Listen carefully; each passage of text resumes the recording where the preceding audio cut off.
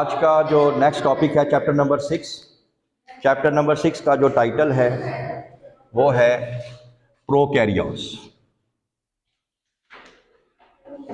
Prokaryotes इस chapter में से आपको लॉन्ग लाजमी आएगा, तो आप लोगों को इसका पहले भी आप पढ़ चुके हैं कि प्रोकैरियोट्स क्या होते हैं, कि ये ग्रीक ज़बान से आए हैं। ये दोनों वर्ड्स, प्रो का मतलब होता है बिफोर और कैरियन का मतलब होता है न्यूक्लियस। यानी ऐसे तमाम जानदार जिनके अंदर ना तो न्यूक्लियस होता है और ना ही मेम्ब्रेन बाउंडेड ऑर्गेनल्स होते हैं। ठीक हो गया। अब सबसे पहले हम चलेंगे डिस्कवरी की तरफ। डिस्कवरी, सबसे पहले बैक्टीरिया को डिस्कवर करने वाले साइंसदान, उनका नाम था Antonie van Leeuwenhoek. Antonie van Leeuwenhoek.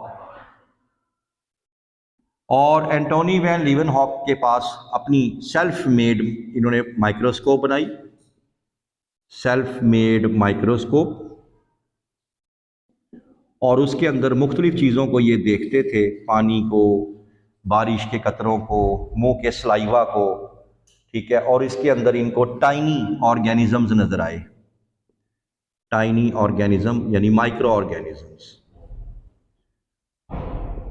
और उन्होंने इसका नाम रखा इन टाइनी ऑर्गेनिजम्स का एनिमल्क्यूल्स। ठीक है, एमसीक्यू में पूछा जा सकता है एनिमल्क्यूल्स। एनिमल्क्यूल्स का मतलब होता है छोटे जानवर। तो सबसे पहले इन्होंने इनको डिस्कवर किया, लेकिन बैक्टीरिया का नाम नहीं रखा था, एनिमल्क्यूल्स इसको कहा गया, एनिमल्क्यूल्स यानी छोटे जानवर। बाद में बैक्टीरिया का जो प्रॉपर नेम किसी साइंसदान ने रखा, उनका नाम था ईरनबर्ग। तो आपसे पूछा जा सकता है ईरनबर्ग, इन्होंने पहली दफा इसका नाम रखा बाकायदा बैक्टीरिया। तो प्यारे बच्चों, इस तरह से बैक्टीरिया जो है वो डिस्कवर भी हो गया और उसका नाम भी आ गया। फिर आ जाती है इसकी क्लासिफिकेशन। क्लासिफिकेशन यानी दर्जाबंदी, कि बैक्टीरिया को क्लासिफिकेशन में कहाँ रखा गया। तो याद रखें, बैक्टीरिया की क्लासिफिकेशन जो है वक्त के साथ साथ चेंज होती रही। एक शुरू वाला ज़माना था जिस टाइम दुनिया में जो किंगडम्स थे, दो थे सिर्फ। किंगडम्स कितने थे? दो ही किंगडम्स थे। एक था किंगडम प्लांटी और एक था किंगडम एनिमेलिया। दो किंगडम्स थे सिर्फ, प्लांटी और एनिमेलिया।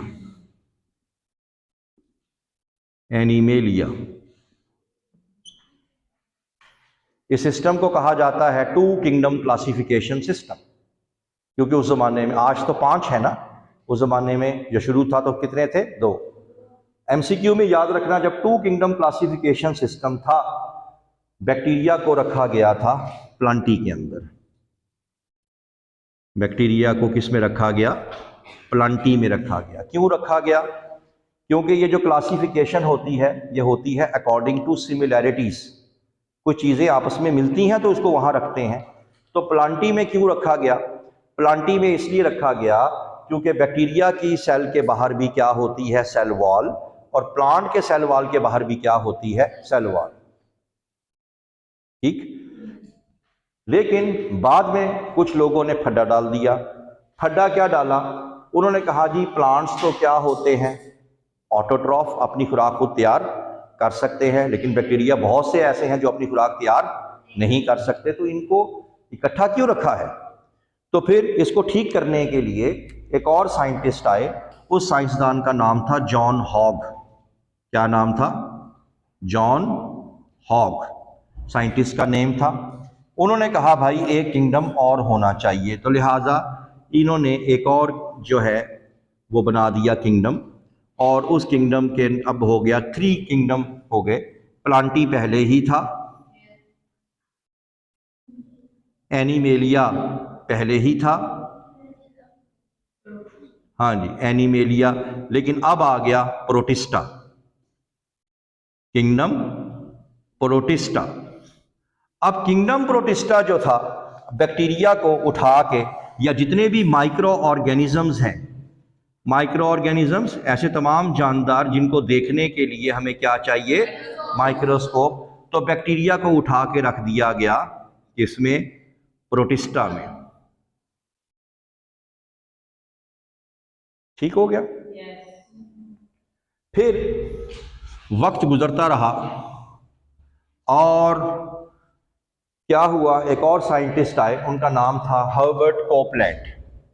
हर्बर्ट कोपलैंड एक और साइंसदान, उन्होंने यही 3 किंगडम ही रखे, लेकिन क्योंकि बैक्टीरिया इतने ज़्यादा थे तो उन्होंने कहा जी इसका अलग से ग्रुप बनाओ प्रोटिस्टा के अंदर, यानी किंगडम वही 3, एनिमेलिया, प्लांटी और कौन सा, हाँ प्लांटी और प्रोटिस्टा।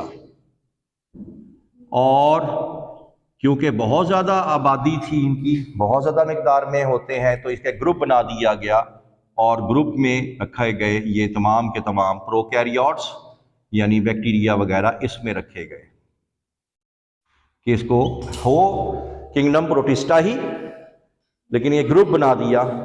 ठीक है, इस ग्रुप का नाम क्या रखा, मोनरा। ग्रुप का क्या नाम रखा, मोनरा। मोनरा रखा गया इस ग्रुप का नाम।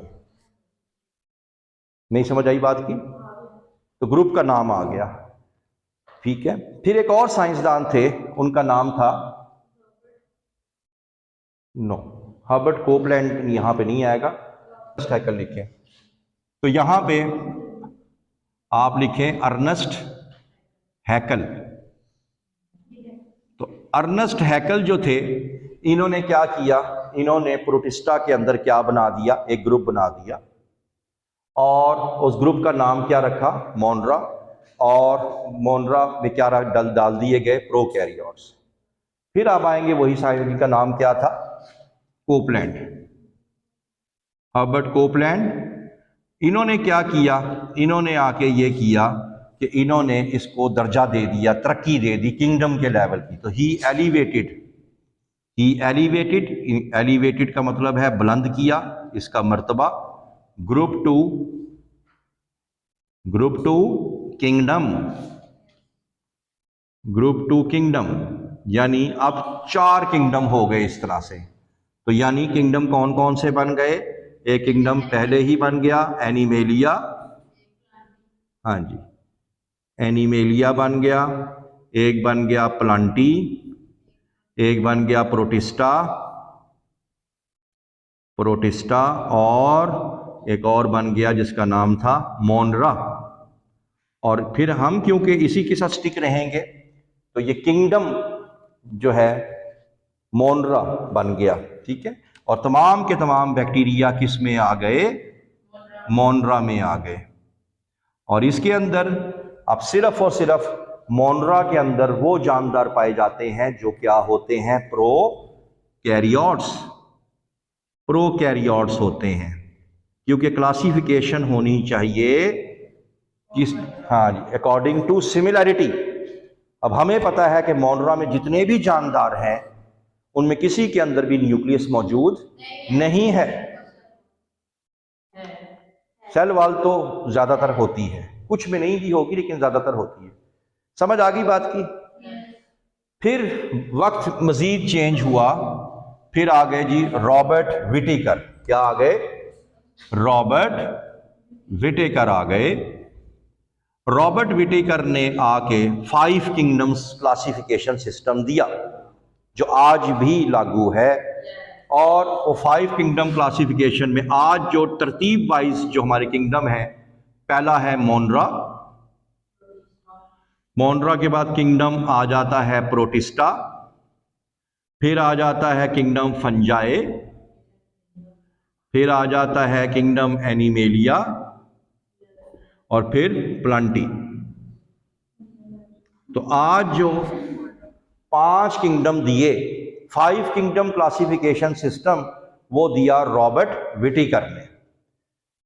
फिर बाद में कुछ तब्दीलियां भी की गई, रहे 5 किंगडम लेकिन में कुछ इस्लाहात की गई। वो इस्लाहात की डिटेल आपके कोर्स में नहीं है, वो की थी 2 साइंसदानों ने। एक का नाम क्या था जी, साइंटिस्ट नेम, 2 साइंसदान थे, हाँ, लिन मार्गुलिस एंड कार्लिन श्वार्ट्ज। ठीक है, मार्गुलिस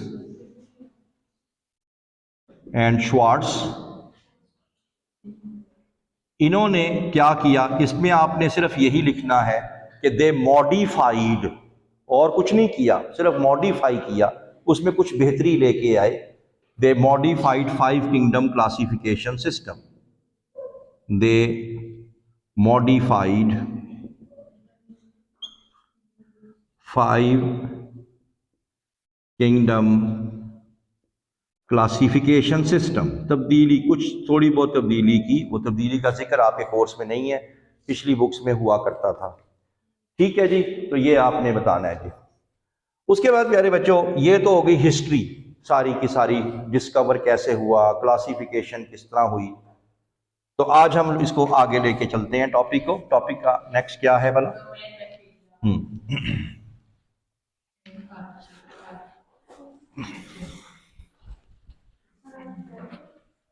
हाँ जी,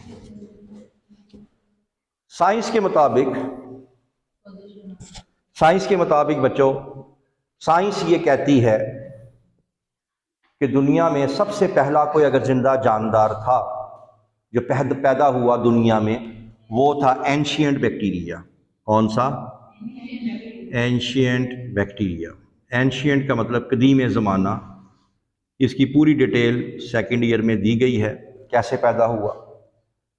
फिर उसके बाद क्या हुआ, वक्त बदलता गया और आगे इनकी नस्लें बनती गईं। आगे बैक्टीरिया जो हैं, एंशिएंट बैक्टीरिया, उनके 2 तरह के डिसेंडेंट्स बने, 2 तरह की नस्लें पैदा हुई। उनको आज हम लोग एक को बोलते हैं बैक्टीरिया,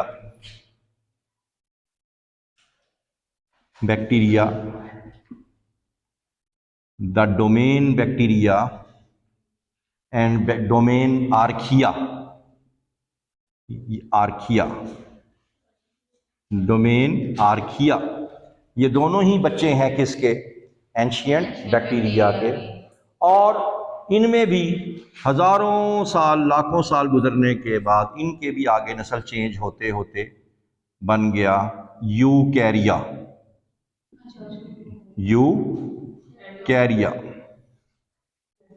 तो प्यारे बच्चों, ये है 3 डोमेन सिस्टम।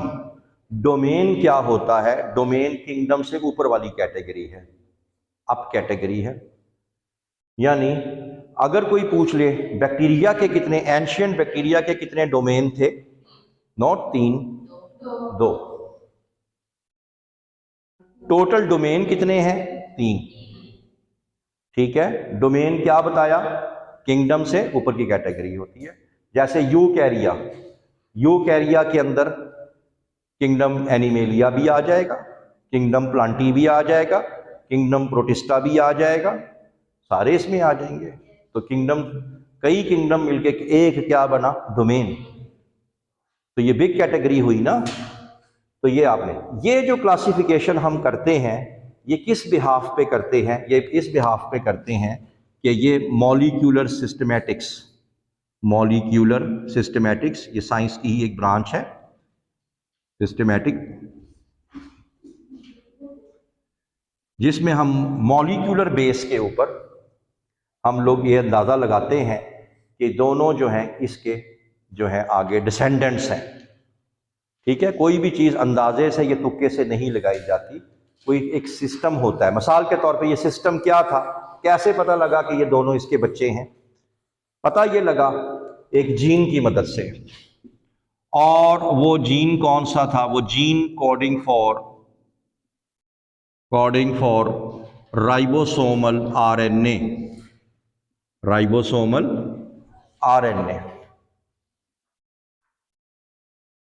ठीक है, ये जो राइबोसोमल आरएनए है, ये दुनिया के हर जिंदा जानदार में पाया जाता है। और इसके अंदर अभी तक क्या हुई है? Little change. क्या हुई है? लिटिल चेंज हुई है। यानी अगर कोई दो जानदारों के राइबोसोमल आरएनए का सीक्वेंस सेम होगा या काफ़ी हद तक मिलता जुलता होगा, तो इसका मतलब है वो दोनों क्या हैं, एक करीबी रिश्तेदार हैं। और जितना राइबोसोमल आरएनए जानदारों का डिफरेंट होता है, इसका मतलब है ये दूर के रिश्तेदार हैं। बात समझ में आ गई? तो ये जो है, इसकी बुनियाद पे हम लोग डिसाइड करते हैं कि ये किन के आबाओ अजदाद हैं, और हम बनाते हैं फाइलोजेनी। क्या बनाते हैं? फाइलोजेनी। ये आपने शॉर्ट में तैयार कर लेना है, फाइलोजेनी की डेफिनेशन। ठीक है, इस फाइलोजेनी सिस्टम में क्या करते हैं हम लोग? क्लासिफिकेशन करते हैं अकॉर्डिंग टू द, ठीक है, इसकी जरा लाइन पढ़ें आप लोग, डेफिनेशन फाइलोजेनी की। द एवोल्यूशनरी स्टडी, रिलेटेडनेस, वो कितने करीब हैं एक दूसरे से जी। हाँ जी, जो डिफरेंट ग्रुप्स के दरमियान उनकी जो रिलेटेडनेस है, उनकी रिश्तेदारी को ढूंढने को, कौन किसका करीबी रिश्तेदार है, तो उसको हम कहते हैं फाइलोजेनी। और ये आपने शॉर्ट में तैयार करना है। इसकी बेस मैंने क्या बताई? किसको देखते हुए? राइबोसोमल आरएनए को देखते हुए करते हैं। तो जितने किसी के राइबोसोमल आरएनए का सीक्वेंस ज्यादा कॉमन होगा, सेम होगा, वो उतना ही करीबी रिश्तेदार है। बात फॉलो कर रहे हैं? यहां तक कोई क्वेश्चन किसी का?